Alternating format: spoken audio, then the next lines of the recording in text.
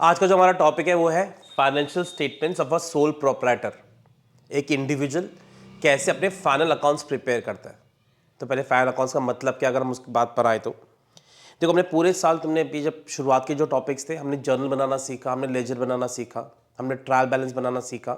ये सब हमने सिर्फ डाटा कलेक्शन किया।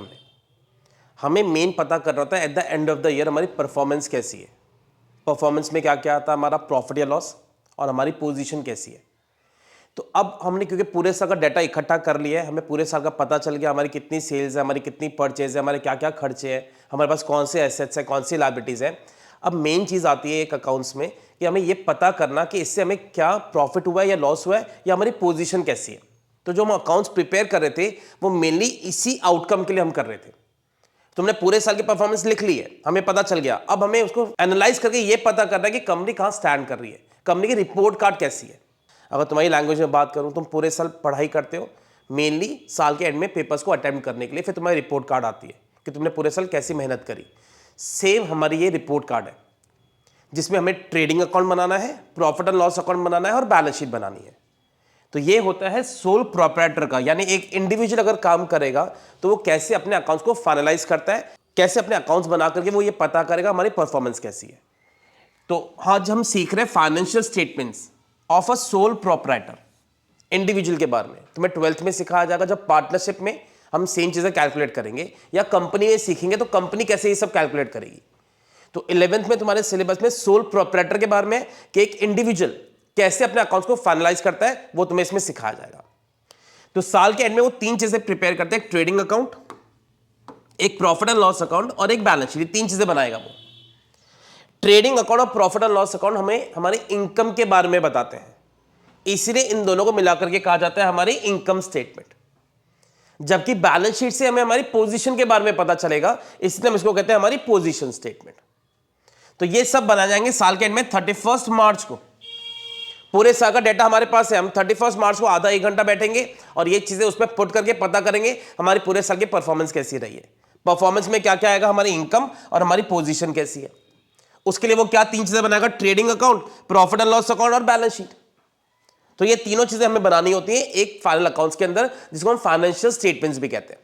इसलिए इस चैप्टर का नाम है financial statements of a sole proprietor, यानी एक इंडिविजुअल ये तीनों बनाता है और अपनी परफॉर्मेंस को पता करेगा।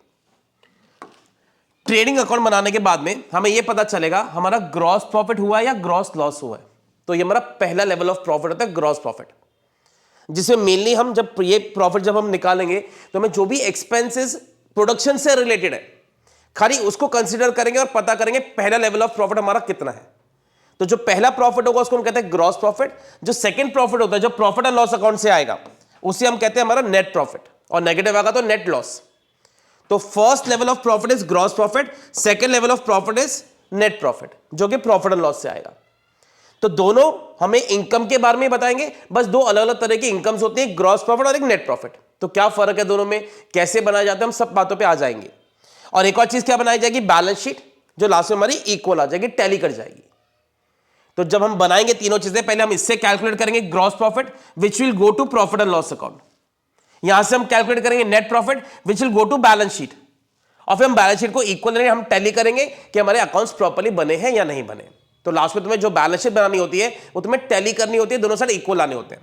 इतना शायद सब जानते हो कि बैलेंस शीट में दो साइड्स है हमारी, एक लायबिलिटी साइड और एक एसेट साइड, हमें बस उसको टैली करना होता है। तो क्या क्या चीजें ट्रेडिंग में आती हैं, क्या चीजें प्रॉफिट लॉस में आती हैं, बैलेंस शीट का क्या फॉर्मेट होगा, उसके बारे में जो हम कंप्लीट डिस्कशन करेंगे। तो पहले आते हैं ट्रेडिंग और प्रॉफिट लॉस, दो हमें क्यों बनाना है, दोनों में क्या फर्क है। तो जो मेजर फर्क है ट्रेडिंग और प्रॉफिट लॉस में वो ये है कि ट्रेडिंग में सारे के सारे डायरेक्ट एक्सपेंसेस को शो किया जाता है। All direct expenses belong to trading account and all indirect expenses belong to profit and loss account. दो तरह के एक्सपेंस होते हैं। अगर हम कोई चीज मैन्युफैक्चर कर रहे हैं तो मैन्युफैक्चरिंग तक का जो खर्चा हमारा वो हमारा है direct expense, which is directly related to your production. और उसके बाद का जो खर्चा, तो हमारी प्रोडक्शन हो चुकी है, उसके बाद में तुम लोगों के यहाँ पे सेलिंग के लिए खर्चे कर रहे हो, उनके डिस्ट्रीब्यूशन पे खर्चे कर रहे हो, या जो इनडायरेक्टली रिलेटेड है तुम्हारे प्रोडक्शन से, उन्हें हम कहते हैं इनडायरेक्ट एक्सपेंसेस। तो तुम सिंपल भाषा में कह सकते हो कि जो भी मैन्युफैक्चरिंग तक का खर्चा है वो डायरेक्ट है, और मैन्युफैक्चरिंग के बाद का जो खर्चा है वो सारा का सारा इनडायरेक्ट है। सारे डायरेक्ट एक्सपेंसेस ट्रेडिंग के डेबिट साइड में आते हैं, और सारे इनडायरेक्ट एक्सपेंसेस प्रॉफिट लॉस के डेबिट साइड में आएंगे डेबिट साइड में। ये जो एक्सपेंस होंगे वो ट्रेडिंग के डेबिट में आएंगे और ये जो एक्सपेंस होंगे वो प्रॉफिट लॉस के डेबिट साइड में आएंगे। तो जो मेजर फर्क है ट्रेडिंग और प्रॉफिट लॉस में वो है एक्सपेंसेस का। तो दो एक्सपेंसेस के लिस्ट है, एक डायरेक्ट एक्सपेंसेस और एक इनडायरेक्ट एक्सपेंसेस। हम इसकी कंप्लीट लिस्ट देखेंगे, कौन से एक्सपेंसेस को हम डायरेक्ट कहते हैं और कौन से को हम इनडायरेक्ट कहते हैं। तो मगर उस पे आने से पहले ये समझो कि इसमें कौन से एक्सपेंसेस आएंगे और इस अकाउंट में कौन से एक्सपेंस आएंगे। तो ट्रेडिंग में सारे डायरेक्ट एक्सपेंसेस और प्रॉफिट लॉस में सारे इनडायरेक्ट एक्सपेंसेस। अब आते हैं लिस्ट के ऊपर कौन से तुम्हारा डायरेक्ट और कौन से इनडायरेक्ट है। डायरेक्ट एक्सपेंस के ऑपोजिट डेफिनेशन सुन लो। मैन्युफैक्चरिंग से पहले का खर्चा इज डायरेक्ट, मैन्युफैक्चरिंग के बाद का खर्चा इज इनडायरेक्ट। जब तुम सम्स करोगे तो मेनली फोकस करना डायरेक्ट एक्सपेंसेस के ऊपर, जितने भी उसके अलावा बच जाएंगे वो सारे के सारे तुम्हारे इनडायरेक्ट एक्सपेंसेस हो जाएंगे। तो डायरेक्ट कौन से हैं? सबसे पहला सबसे इंपॉर्टेंट वेजेस। तुम लेबर को पैसे दोगे, लेबर प्रोडक्शन करेगी, प्रोडक्शन में हेल्प कर रही है, इसलिए वो तुम्हारा डायरेक्ट एक्सपेंस है। अब वेजेस की जगह सैलरी होगा तो वो तुम्हारा इनडायरेक्ट हो जाएगा। तो wages will go to trading account, salaries will go to indirect, तो वो पीएनएल अकाउंट में आ जाएगा। तो वेजेस डायरेक्ट एक्सपेंसेस है, सैलरीज तुम्हारा इनडायरेक्ट एक्सपेंस है। अब अगर तुम्हें कंफ्यूज करना हो साथ में लिख दे वेजेस एंड सैलरी, तो क्योंकि पहला नाम वेजेस का आ रहा है इसलिए वो डायरेक्ट है। इसके बदले में अगर उल्टा करते सैलरी एंड वेजेस तो वो इनडायरेक्ट हो जाएगा। तो इनडायरेक्ट की लिस्ट में हम बाद में आएंगे, पहले हम डायरेक्ट की लिस्ट फॉलो करेंगे। तो वेजेस तुम्हारा डायरेक्ट है, वेजेस एंड सैलरीज भी तुम्हारा डायरेक्ट है। कैरेज, गुड्स को मंगवाने का खर्चा, गुड्स आएंगे नहीं तो बनेंगे कैसे, मैन्युफैक्चरिंग कैसे होगी, तो ये भी तुम्हारा डायरेक्ट है। कैरेज का हो, कैरेज इनवर्ड का हो या कैरेज ऑन परचेज, तीन नाम है, मीनिंग एक ही है, गुड्स को मंगवाने का खर्चा। तो कैरेज भी एक ही बात है, कैरेज इनवर्ड मंगवाने का और कैरेज ऑन परचेजेस। अच्छा, फिर यहां पर क्या आएगा, कैरेज ऑन सेल्स या फिर कैरेज आउटवर्ड करेंगे, यहां पे इनवर्ड था वहां पे आउटवर्ड होगा, तो वो तुम्हारा इनडायरेक्ट हो जाएगा। फ्रेट, शिप से या ट्रेन से गुड्स मंगवा रहे हो, खाली फ्रेट कहेंगे तब भी उसको डायरेक्ट मानते हैं, या फ्रेट इनवर्ड या फ्रेट ऑन परचेजेस, फिर से तीन नाम है, मीनिंग एक ही है। शिप से या ट्रेन से मंगवा रहे हो गुड्स तो खाली फ्रेट भी कह सकते हैं, फ्रेट इनवर्ड भी कह सकते हैं, फ्रेट ऑन परचेजेस भी कह सकते हैं। जबकि यहां पर क्या आएगा, फ्रेट आउटवर्ड या फ्रेट ऑन सेल्स, वो तुम्हारा इनडायरेक्ट हो जाएगा। तो काफी इसी के उल्टे नाम सारे के सारे तुम्हारे इनडायरेक्ट एक्सपेंसेस में आएंगे। स्टोर्स कंज्यूम, कभी कभी हम प्रोडक्शन करते हुए हमें छोटा मोटा रॉ मटेरियल की जरूरत है, जैसे हम शर्ट्स बना रहे हैं, हमें बटन की जरूरत है, हमने स्टोर्स में से निकाल के यूज कर लिया, तो स्टोर्स भी हमारा धीरे धीरे कंज्यूम हो रहा है, इसलिए वो भी प्रोडक्शन में काम आ रहा है, मैन्युफैक्चरिंग में काम आ रहा है, इसलिए वो भी तुम्हारा डायरेक्ट एक्सपेंस है। तो ये भी एक वर्ड है, स्टोर्स कंज्यूम्ड। कस्टम ड्यूटी, हमारा कोई चीज हम ऐसी मैन्युफैक्चरिंग करते हैं जिसका कोई पार्ट चाइना से आता है या दूसरी कंट्री से आता है, हमें उसे कस्टम्स देने पड़ते हैं, तो वो कस्टम पे भी जो खर्चा करेंगे वो भी डायरेक्ट है, क्योंकि मैन्युफैक्चरिंग से पहले का खर्चा है वो भी। फैक्ट्री, जिसके भी आगे वर्ड लग जाए, तो फैक्ट्री मतलब प्रोडक्शन, और प्रोडक्शन में कोई भी खर्चा होगा तो वो डायरेक्ट। तो किसी भी खर्चे के आगे फैक्ट्री वर्ड लगा दे जाए, फैक्ट्री रेंट, फैक्ट्री सैलरी, किसी के भी आगे फैक्ट्री लग जाएगा तो वो तुम्हारा डायरेक्ट एक्सपेंस हो जाएगा। मैन्युफैक्चरिंग एक्सपेंस, नाम ही दिया मैन्युफैक्चरिंग पे खर्चा, तो ये भी तुम्हारा डायरेक्ट है। पावर, इलेक्ट्रिसिटी जब फैक्ट्री में चाहिए होती है तो उसको हम पावर कहते हैं। नॉर्मल इलेक्ट्रिसिटी तुम्हारा इनडायरेक्ट होगा, मगर फैक्ट्री में जब इलेक्ट्रिसिटी चाहिए तो हम उसको पावर कहते हैं। तो पावर का मतलब है प्रोडक्शन में हेल्प हो रही है, इलेक्ट्रिसिटी चाहिए हमें, उसको हम डायरेक्ट कहेंगे। ऑयल, हो सकता है कहीं ना कहीं कोई प्रोडक्शन में ऑयल की जरूरत पड़ती है, जैसे हल्दीराम से उसे कोई चीज़ बनानी है, कोई वो नमकीन मैन्युफैक्चर कर रहा है तो उसमें ऑयल की जरूरत पड़ती है, तो वो भी हमारा मैन्युफैक्चरिंग में काम आ रहा है, इसलिए वो भी डायरेक्ट एक्सपेंस है। अब ये कुछ वर्ड्स ऐसे जो किसी पर्टिकुलर कंपनी से रिलेटेड है, हर कंपनी में ऑयल खर्चों में नहीं आता डायरेक्ट एक्सपेंसेस के अंदर, डिपेंड करता है तुम्हारा किस चीज का काम है। तो ऑयल हो गया, गैस हो गया, हीटिंग एंड लाइटिंग हो गई, ये सब फैक्ट्री में काम आने वाली चीजें। कोयले की जरूरत कभी कभी पड़ती है, कोल। ऑक्ट्रॉय, दूसरे स्टेट से गुड्स आ रहे हैं तो जो टैक्स दिया जाता है बॉर्डर को क्रॉस करने पे, उसको ऑक्ट्रॉय कहते हैं। फ्यूल, डीजल और पेट्रोल की कभी कभी जरूरत पड़ जाती है कोई मैन्युफैक्चरिंग में, ड्राई क्लीनिंग का काम है तो हमें फ्यूल की जरूरत है। तो ये सब खर्चे तुम्हारे हैं नॉर्मली डायरेक्ट एक्सपेंसेस, क्योंकि सब मैन्युफैक्चरिंग में कहीं ना कहीं रोल प्ले कर रहे हैं।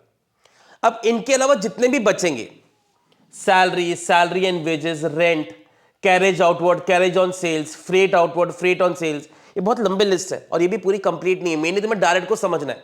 इसके अलावा जितने भी A to Z जितने एक्सपेंस बचेंगे वो सारे के सारे तुम्हारे इनडायरेक्ट एक्सपेंस हो जाएंगे। देखो और कुछ वर्ड्स पढ़ो, स्टेशनरी पे खर्चा, इंटरेस्ट पे, डेप्रिसिएशन पे, नॉर्मल रेंट, ये भी तुम्हारा इनडायरेक्ट है। Bad debts, trade expenses, repairs, general expenses, ये कुछ नाम है जो हमारे जो इनडायरेक्ट एक्सपेंसेस के।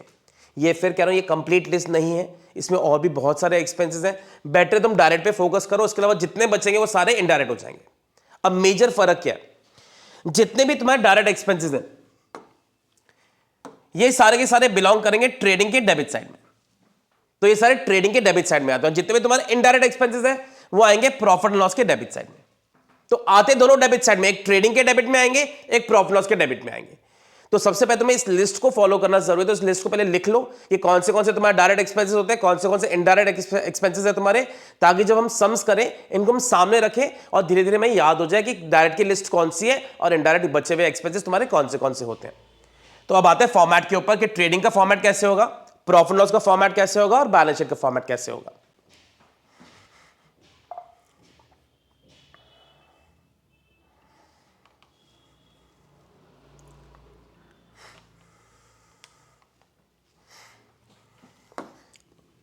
तुम्हें जब trading account, profit loss account बनाना होगा, तुम्हें बोलेंगे प्रिपेयर अ फाइनल अकाउंट्स या financial statements of a sole proprietor.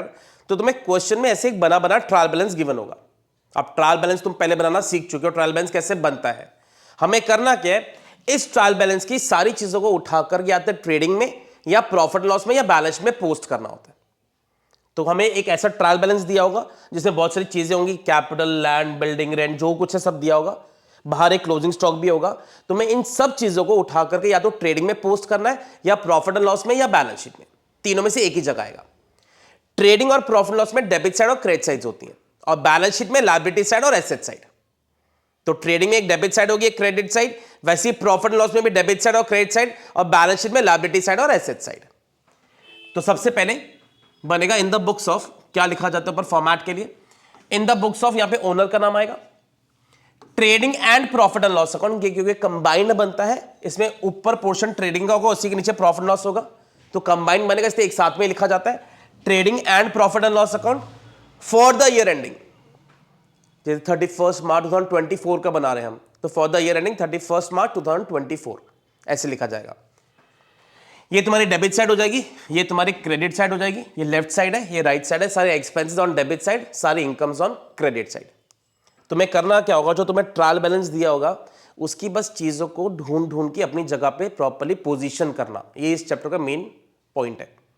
या सबसे पहले तुम क्या करो, जैसे तुम ट्रेडिंग शुरू करोगे, सबसे पहले ओपनिंग स्टॉक को ढूंढ के यहां पे डाल दोगे, तो लिख दोगे 2 ओपनिंग स्टॉक। सबसे पहले इसको यहां पे दिखा देना। सबसे पहले ओपनिंग स्टॉक क्यों आता है, ये हमारा सबसे पहला एक्सपेंस होता है, जो लास्ट के गुड्स बच गए थे, सबसे पहले हम उनको कंज्यूम करते हैं, इसलिए ये तुम्हारा सबसे फर्स्ट एक्सपेंस होगा। तो फर्स्ट लाइन में सबसे पहले क्या लिखा जाएगा, ओपनिंग स्टॉक।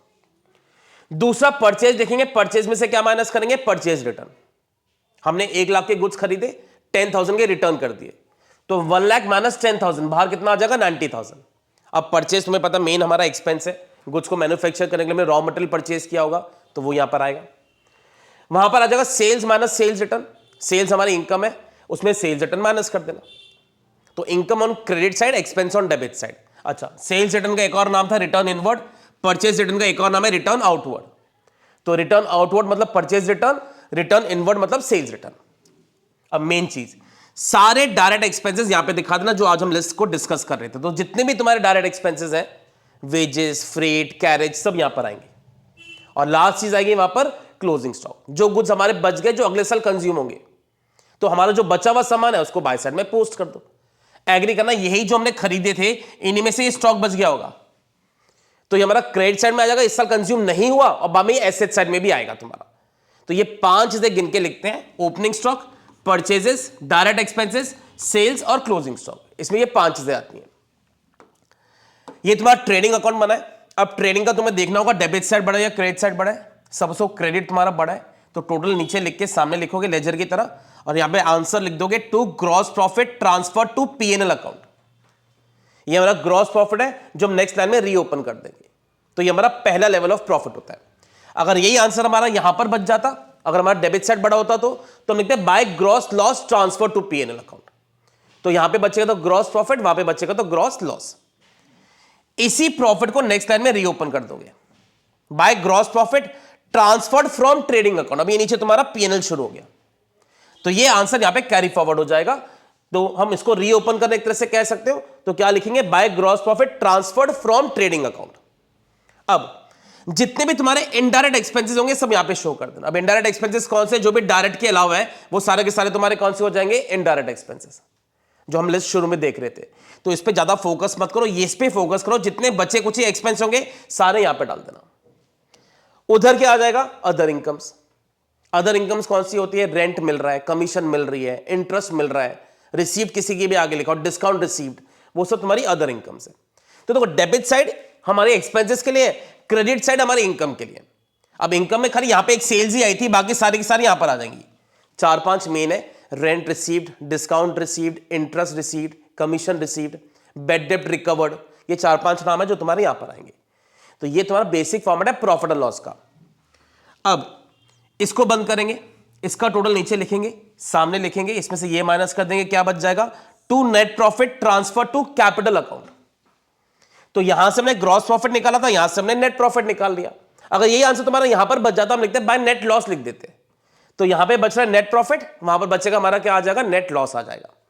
तो ये तुम्हारा ट्रेडिंग का फॉर्मेट है, ये तुम्हारा P&L का फॉर्मेट है। बाद में क्या बनाएंगे हम, बैलेंस शीट। बैलेंस शीट में लिखा जाता है एज एट 31 मार्च 2024, ऐसे लिखेंगे हम। एज एट क्यों, क्योंकि ये पर्टिकुलर डे पर 31 मार्च को हमारे कितने एसेट्स हैं और लायबिलिटीज हमें वो शो करना है। तो ये भी ध्यान रखना, फॉर द ईयर लिखा जाता है, पूरे साल की इंफॉर्मेशन है ये। सेल्स पूरे साल की है, रेंट पूरे साल का है, एक्सपेंसेस पूरे साल के हैं। ये as at on a particular day हमारे कौन से एसेट्स कितनी वैल्यू पर है, कौन से लायबिलिटीज कितनी वैल्यू पर, हम ये शो करते हैं।